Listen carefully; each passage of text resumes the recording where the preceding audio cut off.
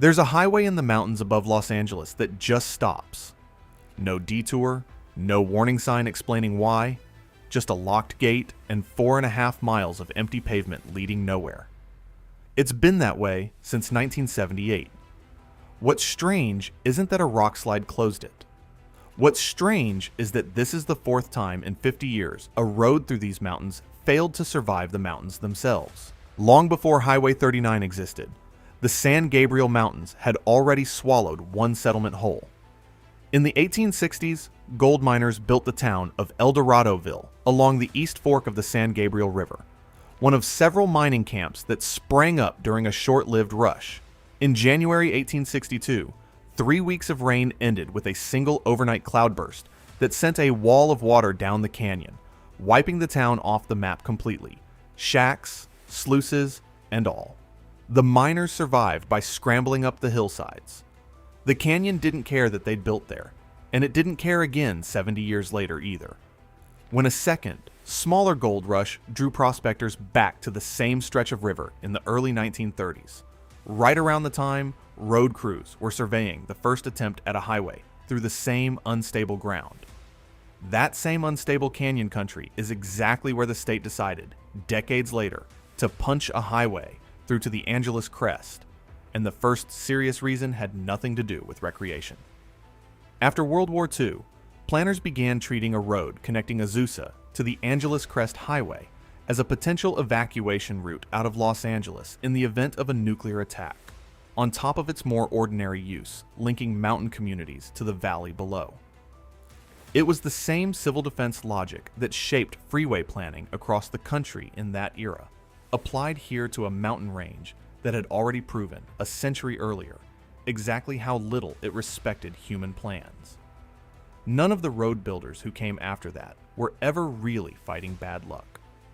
The San Gabriels sit right where the San Andreas and San Jacinto fault systems meet, and they're being pushed upward by that collision, faster than almost any other range in the continental United States, while erosion tears them back down at nearly the same pace. Geologists describe the bedrock here as essentially shattered by all that faulting, which is exactly the kind of ground that turns an ordinary rainstorm into a debris flow capable of burying a 2-lane road in minutes. Every highway attempt in these mountains was really an argument with a landscape actively rising and crumbling under its own feet at the same time, on a timescale of decades rather than centuries. The first attempt to build it went up the East Fork of the river in the early 1930s, then called the Camp Bonita-Prairie Fork Road. Crews got about half finished, 4 large bridges and a tunnel, by early 1938. Then the same kind of storm that wiped out Eldoradoville 76 years earlier hit again. The March 1938 floods washed out much of the roadbed, and the project was abandoned outright, leaving a concrete arch bridge stranded miles upriver with no road connecting to it on either side. Hikers still visit it today. They call it the Bridge to Nowhere. Meanwhile, lower in the canyon, an entirely different project was underway for an entirely different reason: 2 new dams. Morris Dam and San Gabriel Dam were both under construction at the same time in the early 1930s, and the existing canyon road sat underwater the moment those reservoirs filled. Engineer Arthur Grissom, who worked the relocation survey crew, described hillsides so steep that almost every cut had to be a full bench section blasted directly into the slope, with concrete retaining walls holding up what fill there was. He also remembered the ground shaking hard enough to rattle dishes off shelves in Azusa on a March afternoon in 1933, the same Long Beach earthquake that killed well over 100 people just a few miles south, and, a little more strangely, remembered actress Fanny Brice standing at a construction overlook one evening, just watching the dam crews work. Once Morris Dam's reservoir filled, the Navy found its own use for it entirely unrelated to the road. From the 1940s into the 1990s, the calm water behind the dam served as a test site for torpedoes and ballistic missiles, launched in partnership with Caltech engineers. The concrete launch ramp is still visible from the highway today, quietly outlasting whatever the road above it was originally built for. With the East Fork route abandoned, the state tried again in the 1950s and 60s, this time even higher above the canyon, on an alignment called Shoemaker Canyon Road. It fared no better. Mudslides and erosion from winter storms chewed through the new grade repeatedly, and by 1972, the state gave up on it too, leaving behind one finished bridge and two tunnels that no vehicle ever drove through, both sealed shut at either end and left to sit empty in the rock. Locally, hikers call this one the Road to Nowhere, distinct from the Bridge to Nowhere one canyon over, as if the mountains needed two separate monuments to the same lesson. Two abandoned highways now sit in these mountains, a few canyons apart from each other, both defeated by the same slopes. The route that finally worked climbed the North Fork instead, connecting San Gabriel Canyon Road to the Angeles Crest Highway at a mountain pass called Islip Saddle. Construction crept upward through the 1950s, gaining roughly 4,000 feet of elevation in just a few miles once it passed the East Fork Junction, and the final stretch to Islip Saddle was completed by 1961. For the first time, a driver could cross the San Gabriels on pavement the whole way, cutting more than 2 hours off the old route around the mountains entirely. It didn't last 20 years. A wet winter in 1978 triggered a major rock and mudslide near Islip Saddle that tore through the highway's final 4.5 miles, and the damage never got repaired. Caltrans tried offering the wrecked section to the U.S. Forest Service, which would only take it back if it were returned to a wild, unpaved state, a job the agency judged more expensive than just fixing the road. So it sat.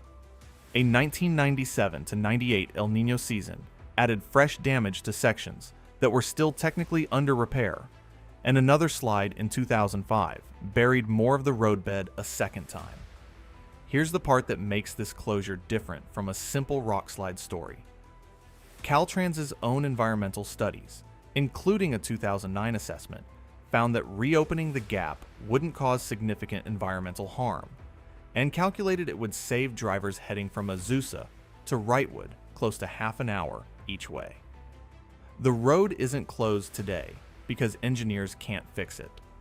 It's closed because two endangered species now call the closure zone home, an isolated population of Nelson bighorn sheep and a protected mountain frog. And Caltrans has repeatedly judged the risk to both, plus ongoing maintenance costs, not worth reopening a road built for a Cold War that never came. The canyon below the gate never actually went quiet, even with the top sealed off.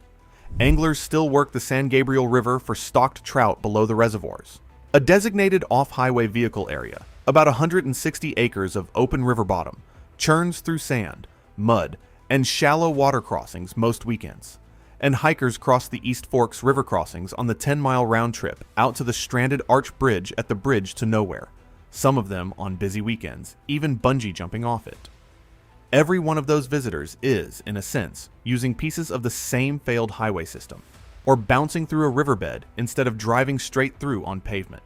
That calculation lands differently for the people who actually live near the gate. Adam Samra, who runs Crystal Lake Cafe near the current end of the road, has watched the businesses and towns on either side of the closure drift apart for over 4 decades now, cut off from the customers a through road would have brought them. Barrett Weatherby, whose family has kept a cabin on the West Fork for years, spent a long time pushing for the road's reopening, purely for recreation, until someone at a public meeting raised a different question entirely. What happens to the people trapped in these canyons if a wildfire or flood cuts off every other way out, and the one road that could save them is locked behind a gate nobody can find the key to in time?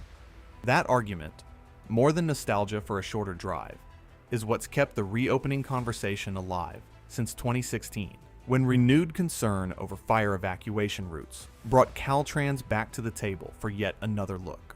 Weatherby and other advocates went as far as walking neighborhoods on both sides of the mountains, collecting signatures door to door, and mostly found people already agreeing with them before they'd finished explaining why the road mattered. Caltrans has actually let the gate open partway before, and then effectively closed it again after further study.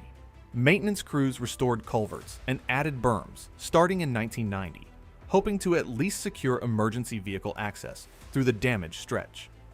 That work stalled when a 2003 survey turned up what officials called potential sensitive biological resources in the closure zone, the same bighorn sheep and frog habitat that still blocks a full reopening today.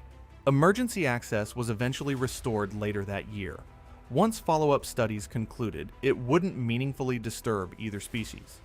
But the gate for ordinary traffic never moved. The 1978 slide wasn't even the last time these mountains shut part of Highway 39 down and forced an additional closure between Crystal Lake and the East Fork Junction for years afterward, on top of the permanent gate already sitting further up the road. A 2005 slide added fresh damage to the same closed stretch that had never reopened since '78 in the first place, and inspectors found it worse than expected once crews finally got back in to assess it. Every decade or so, the San Gabriels find a new way to remind Caltrans why this particular highway keeps losing.